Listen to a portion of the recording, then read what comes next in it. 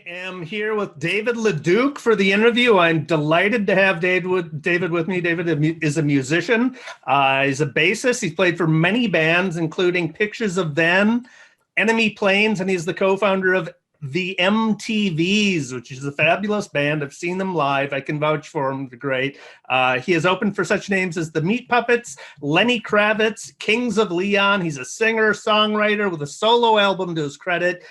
In addition to music, David. Oh wait, there's more. David and Jeez, David. Yeah.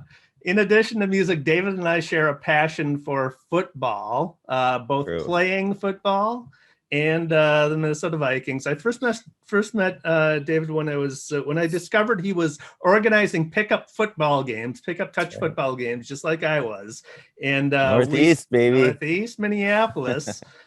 We found each other, merged our lists, and together with Adrian Perryman as well. Now the list is about 700 plus people strong for free football, and there's still a weekly game going on. They gave birth to so many other offshoot leagues and pickup game emails and groups.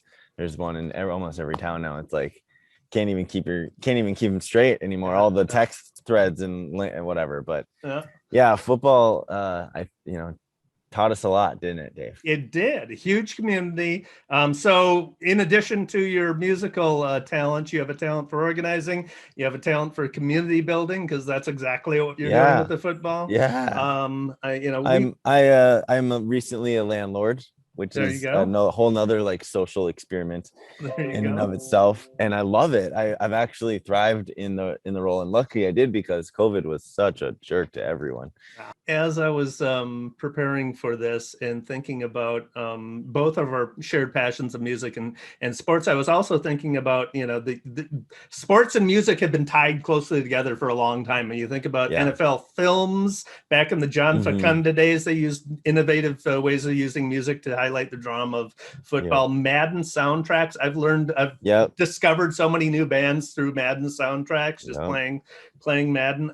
And then Super Bowl halftime shows, of course, there's Whitney Houston singing her version of the Star Spangled Banner, and Prince shedding Purple Rain in the pouring rain. So in the rain. Can you believe that was actually in the rain? That was fantastic.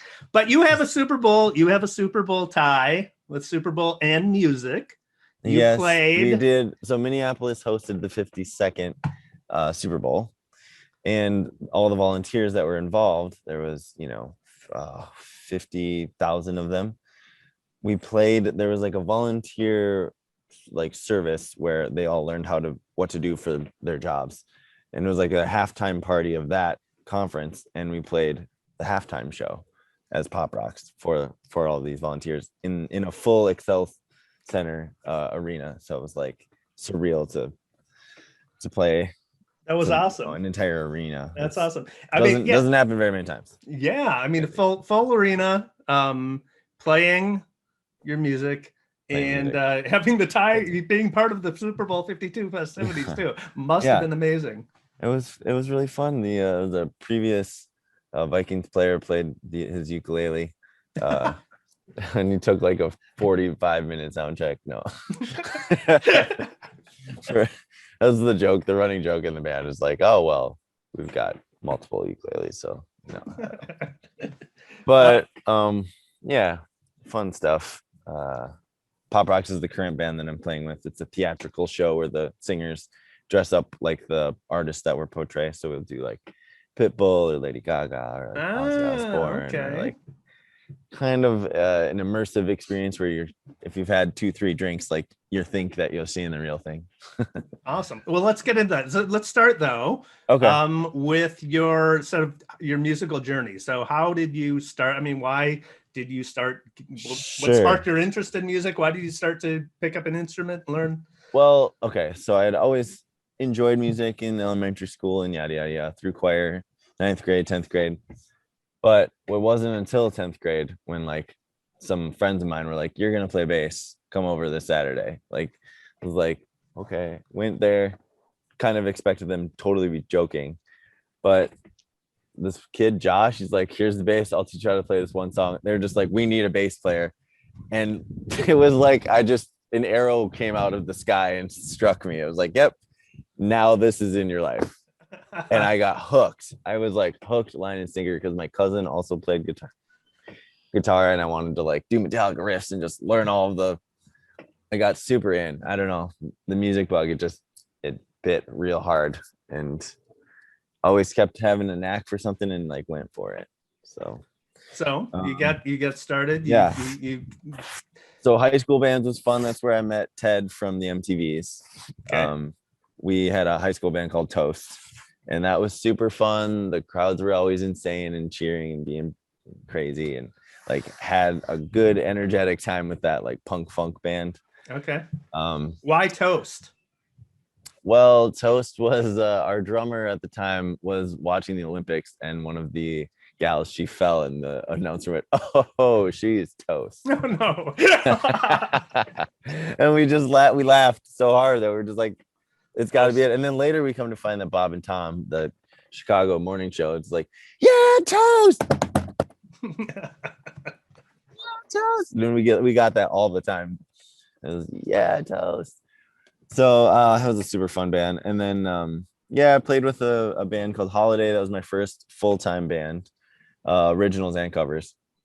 And then I played in Johnny Rook, the Farewell Circuit, Half Act, Elusive, Holiday, like I mentioned, Pictures of Then, Enemy Planes, The Last Complex. Shout out all my homies and all my bands that I've loved for so many years. So but yeah, now I'm playing with Phantom Heart and Enemy Planes, still writing a little bit, and then Pop Rocks and the MTVs. All right, wow, busy. You Yes. got a lot of musical irons in the fire. So go ahead. When did you turn from being in a garage band, high school garage band, liking playing music, to becoming a paid musician or whatever? Paid musician. Yeah. Well, okay.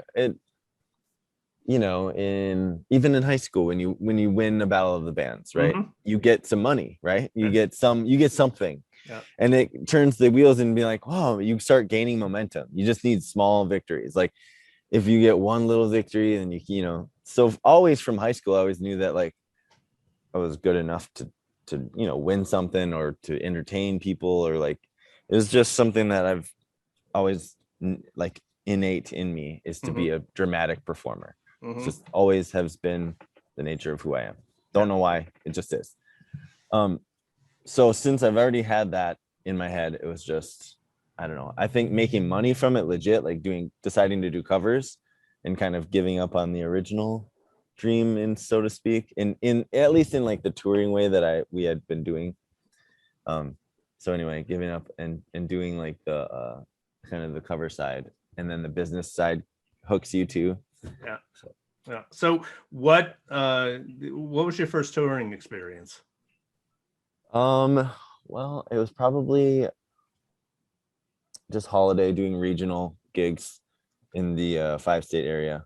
Okay. So you played like with universities or schools and yep, bars, casinos, that kind of thing. Similar to what I'm doing now, but with like Pictures of Then was my first real national touring stuff, and that was a lot of do-it-yourself kind of indie tour circuit, which was really fun. So how does a tour come about? How do you actually, find gigs?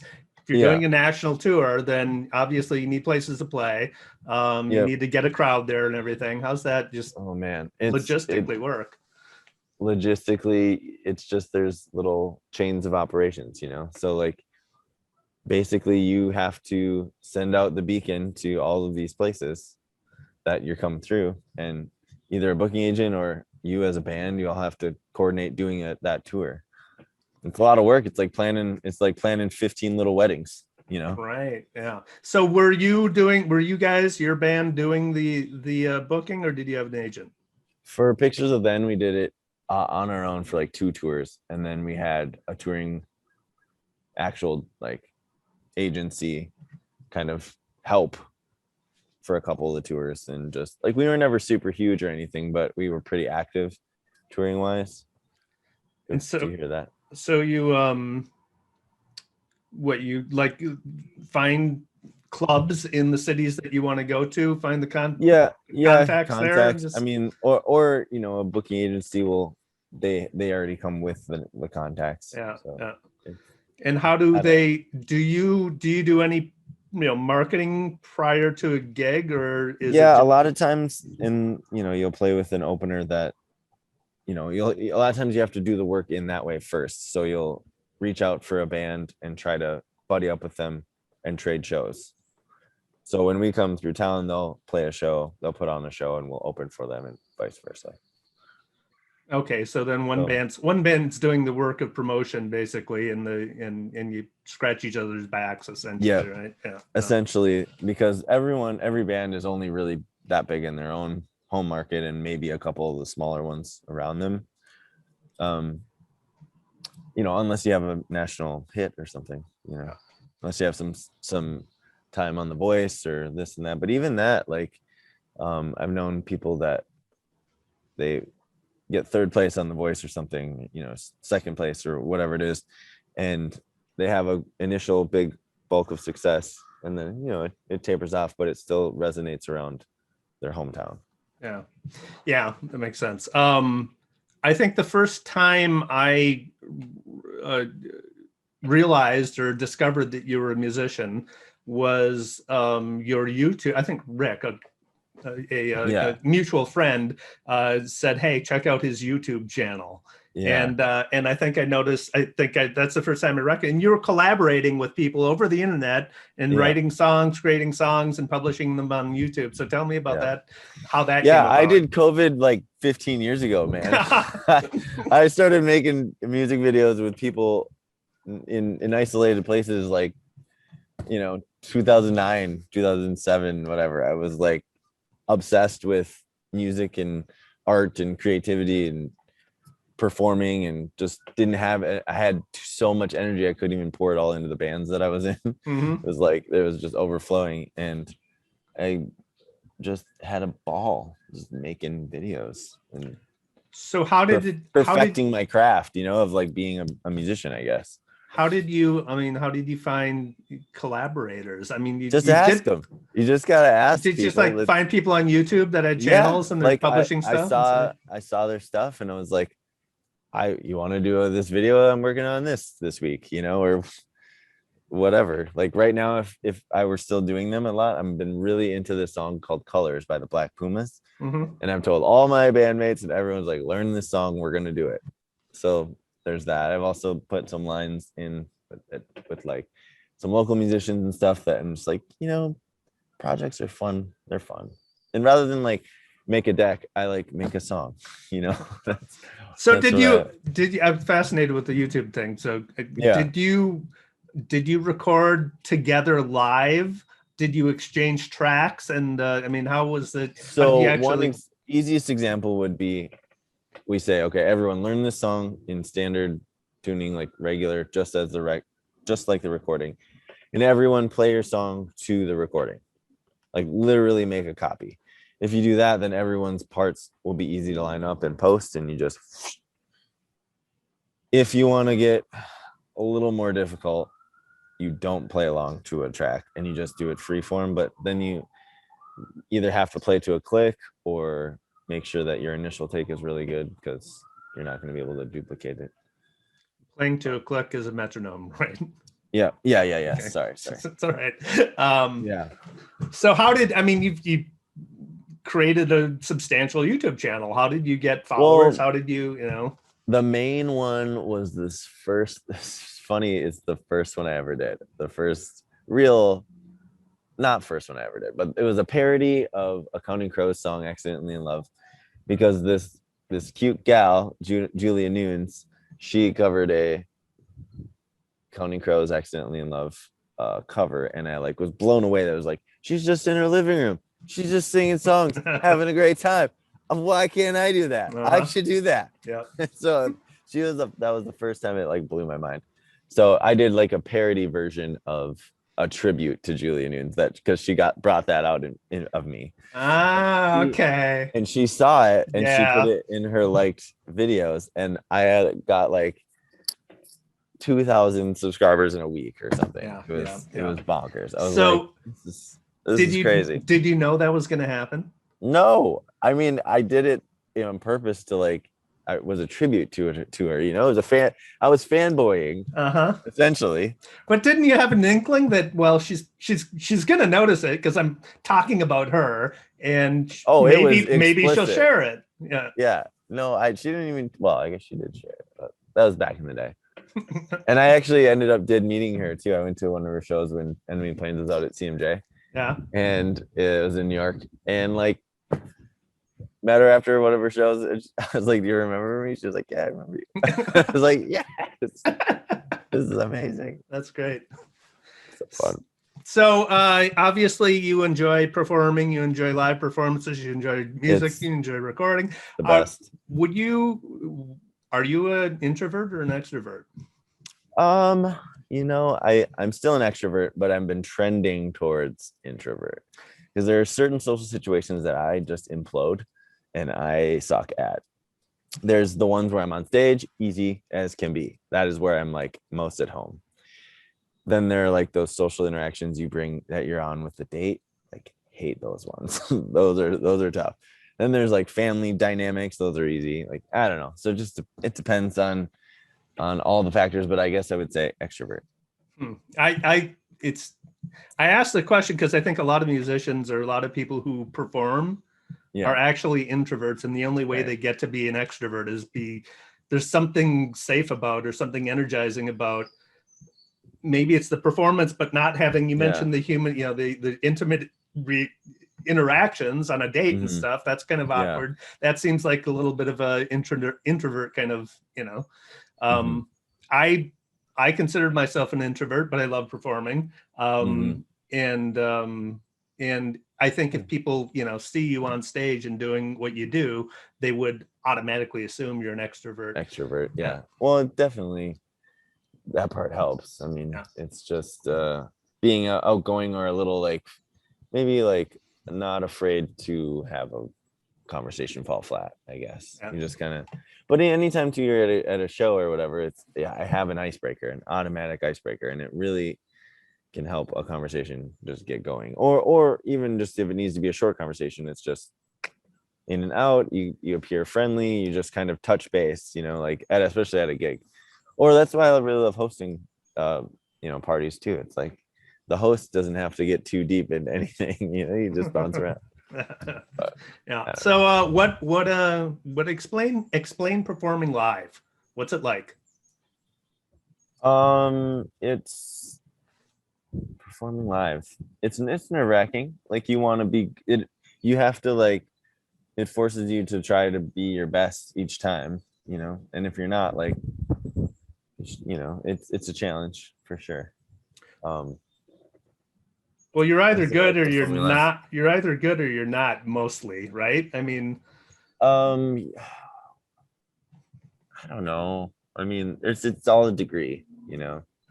There's like boom off the stage all the way up to like, this is the finest wine I've ever sipped. Like, and you know, you depending on, as long as you're not here, you're either learning or you're coasting on your past stuff, and are you coming back down and whatever. Well, everyone can imagine what it likes to, if you just completely bomb on stage. Everyone can empathize with that and have it. Everybody has, right? But I don't know that everybody fully understands what it feels like to like kick ass on stage. Like, my gosh, you're just you just like, so explain that when you resonate with the crowd. Okay, so here's the secret. Here's my secret. And it takes a little bit on your part, but there's a couple of different ingredients. One is you have to set the table.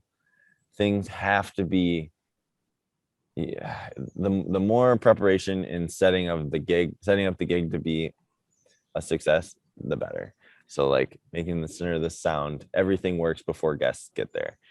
Make sure the merch is all set out pretty, and like I make sure, like, if you have the more of the table you can have set up, and be there as like guests are coming in. Like, so I just played this wine and pizza event at Willowbrook Wedding Center in Red Wing. And so what it is like just got to be there and like meet people, as talk with them, be like, what kind of music do you like? Let me play. I'm the DJ, you know, or I'm the music tonight. Like I want to, all you have to say is like, I want to make your experience better. Just like help me do that, you know. And people, they melt in you. They like, especially from a musician standpoint, it's just like, that is the first key. That's the first to getting off on a good floor. Obviously it's not going to work 100% of the time, but like the best you can accommodate to, you know, I don't know. That sounds Experience builds upon a experience, I guess. I don't know. Sounds a lot like exactly the same thing you need to do when, as a marketer, I give presentations a lot and in front of an audience, and be there, make sure the experience is good, be there before as people are walking in, introducing yourself, build sympathy in your audience, and sounds like it's similar. Yeah, I mean,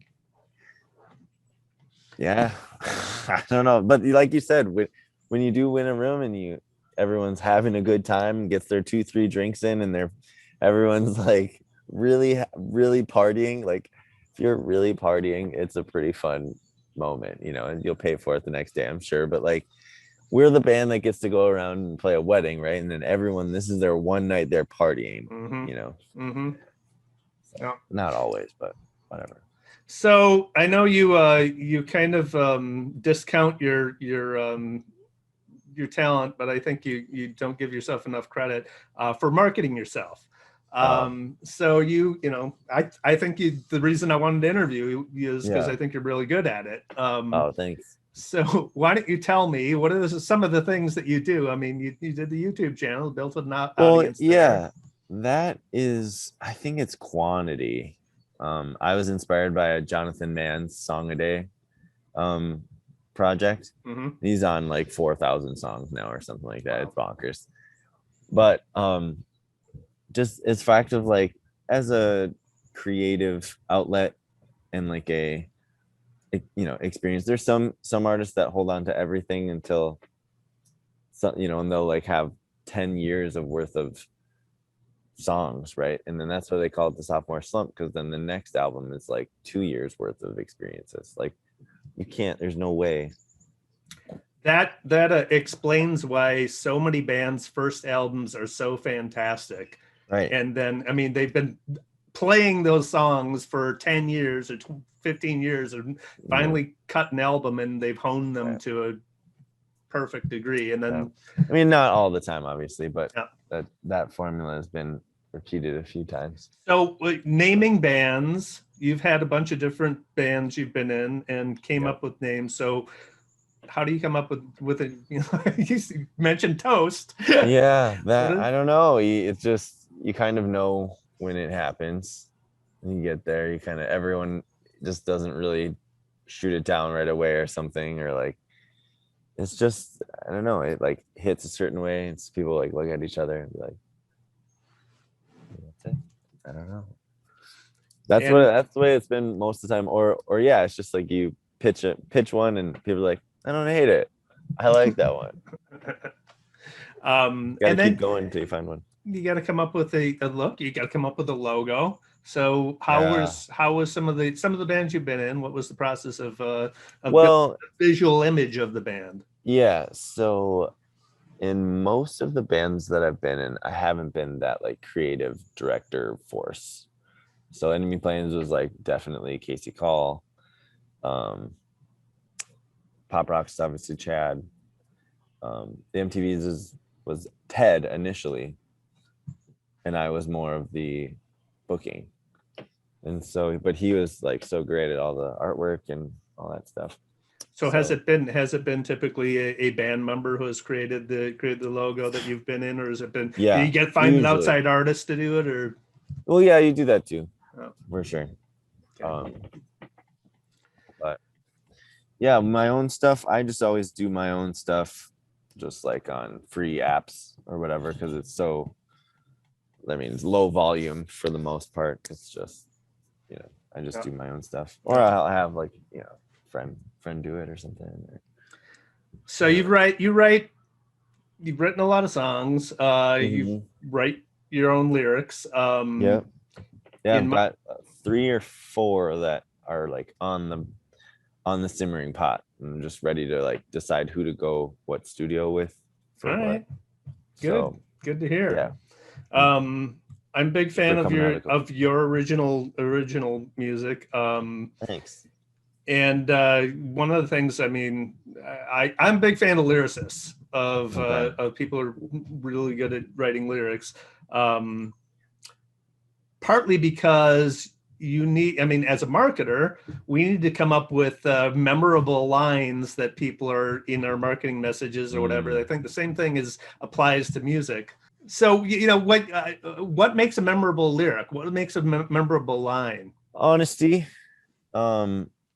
is what I'm finding is the best. If I'm writing something that I'm just trying to make kind of cool or something, it's going to be boring and stupid and I'm not going to like it. But if it's like, at least it's honest, like especially with this newer stuff that's coming, it's like comes from a place of either like hurt and reflection or like working on something or like feeling a pain or a joy. It's like usually the lyrics are coming from something that happened. So How do you know when you've nailed a song? it just feels right. Yeah. I think also like they're always a work in progress, sort of, or they evolve. Like, so if you write a song and there's energy in the room, everyone loves it. It's good. Like it's a great song, like wonderful. Everyone loves playing it. It hits hard, sounds good, whatever. Everyone feels like it's in the right boat range, whatever the case is. But and then when you go on tour with it, it changes. It evolves as you play it every night, you know, like it turns into its own little live animal. That's why there's so many bootlegs and of famous bands, is like they see how the progress. It's pretty crazy. If you're like a nuthead like I was for the Counting Crows, it was so beautiful because I'm a huge fan of Adam Duritz. He's inspiration. Yeah. But there would be live bootlegs of him just improvising during like the middle around here and just go off because he's like channeling something. And I remember seeing them for the first time. It was like, oh my God, look at this dork just dancing around and gallivanting on stage. And like, just who is that's my spirit animal right there. You know what I mean? You're just you're blown away. It's just crazy. I saw it's one of the best concerts I've ever been to. I saw Counting Crows at the State Theater front row seats. Nice. And you know, one of the things that they do is take as many pictures and videos as you want. Yeah. You know, it's not a big thing. That's a marketing thing for them. It's the smartest thing you can do. Because people are excited, they're posting it, they're sharing it. You know, big fan. Who are some of your musical inspirations aside from Counting Crows? Well, bass wise, when I was coming up, it was definitely Flea. He had the personality, he was crazy, you know, he slapped the bass like a crazy son of a gun. Mm-hmm. And he felt like he was part of the Chili Peppers, you know, like he made an identity for himself and not just like, you know, Eddie Vedder and Pearl Jam, you know, or something like that, you know, where you're just like, you don't really know the other. And Flea was one of the bass players that crossed over into like popular culture. Yeah. I think that's why he was like the full package for me. Yeah. And then as far as bassists go, I mean, Victor Wooten he's ridiculously talented. But I don't know. Other than that, Adam Duritz, I've been really into Phoebe Bridgers lately. And who else? Khalid, and obviously Paramore. I'm such a fangirl of Paramore. It's stupid. Let's talk about your solo album.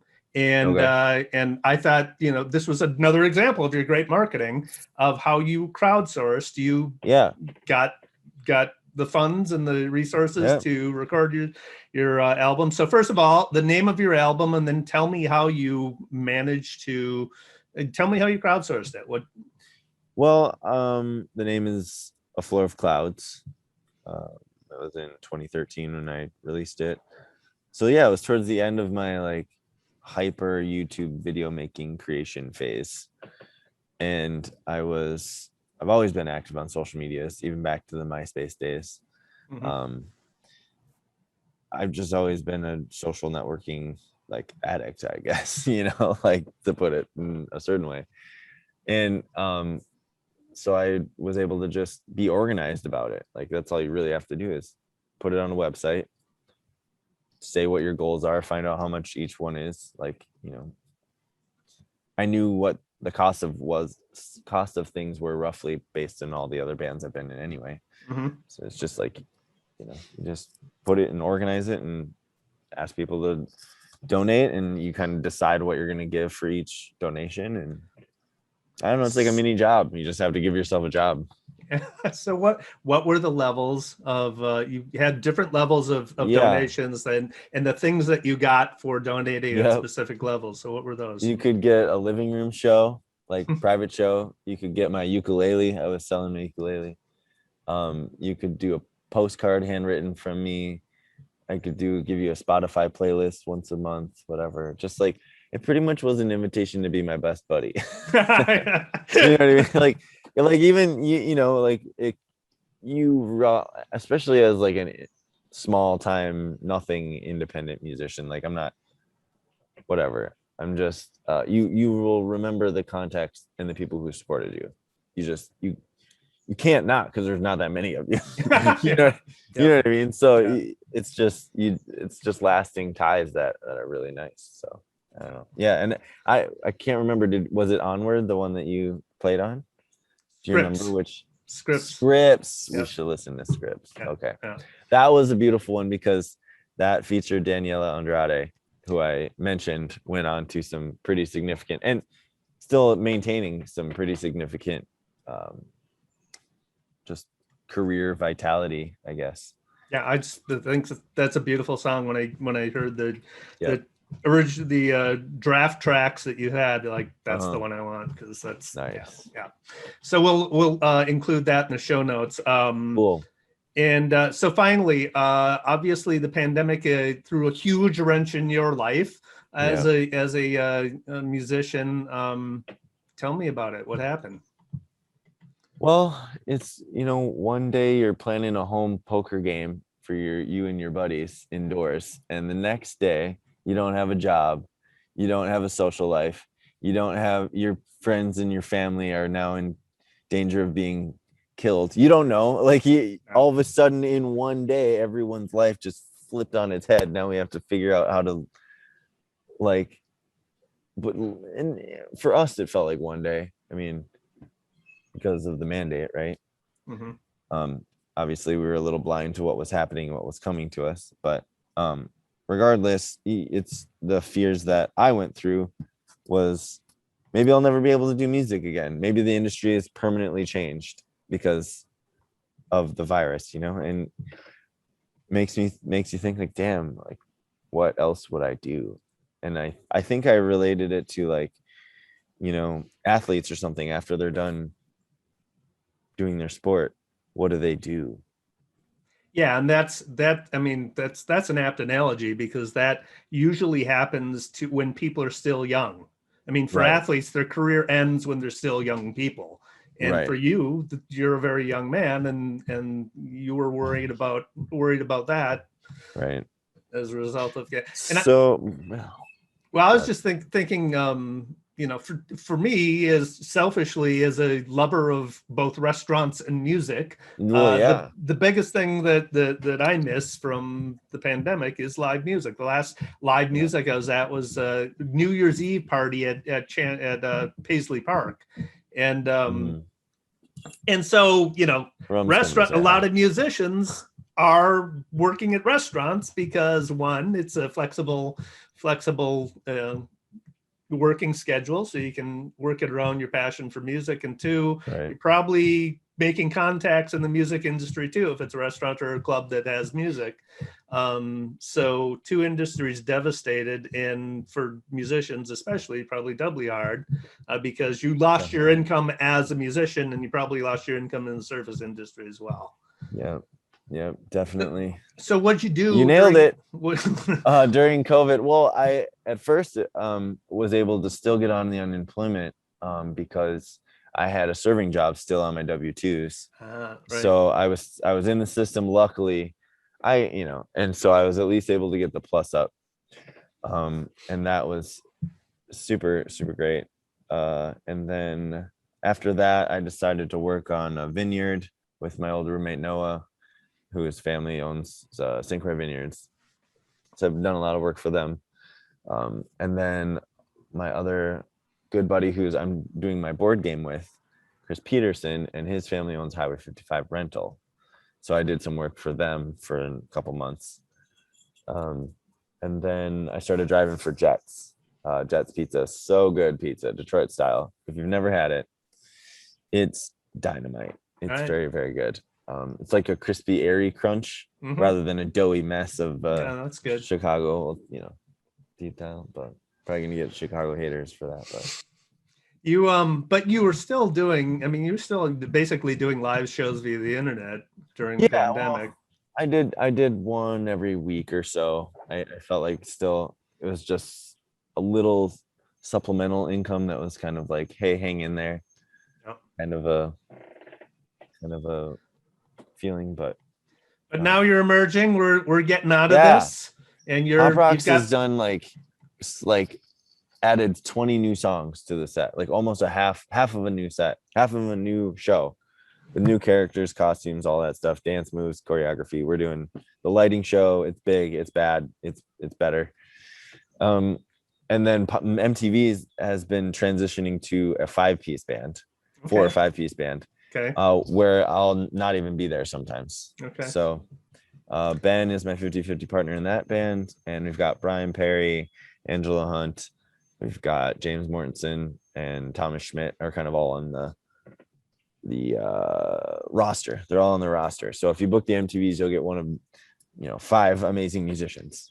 Cool. At your event. What was the idea behind Pop Rocks? How did that come about? I mean, Chad works with Chainsaw from Hairball, and I think they've probably colluded about having that idea back in the day, and I think Pop Rock started as a traditional cover band and just evolved over the years. Well, the immersive experience is something that is gaining traction, or had been gaining traction prior to the pandemic, but I think it's gonna come back. Cool. I think people are excited for a good time. They want to let loose. Don't let their hair down. Absolutely. Yeah, and that's myself included. It's what I'm good at. I'll join the party. That's what I'm saying. So how do people get a hold of you? What do you work? 763-639-4761. What's your website? Same number. Been there for 20 years. No, I think that's what people like about when I play a show, right? I'm available. Yeah. I'm approachable. I'm gonna take your call on the first ring because I want your business. I want your friendship. I want your everything, whatever, So I don't, like some of my mentors, like Gary V, we call him. He's a famous, he's a big dude, tons of money, doesn't matter, who cares. But he leads with that. He's like, I'm a promotional speaker because I could make more doing this and that, but what I'm teaching is like a certain authenticity that you can't buy. So anyway, I'm adopting that strategy. Here's my phone number. It hasn't bit me in the butt yet. There you go. All right. Good enough. Yeah. Call me if you need music. We'll do. We will put all the links to everything in the show notes so people who have it available. Your album, your links to your website, your phone number. Stuff. My phone number. That's right, ladies. Well, thank you, David. I appreciate it. This has been great. Good. I'm glad you had a good time. We'll see you next time. All right.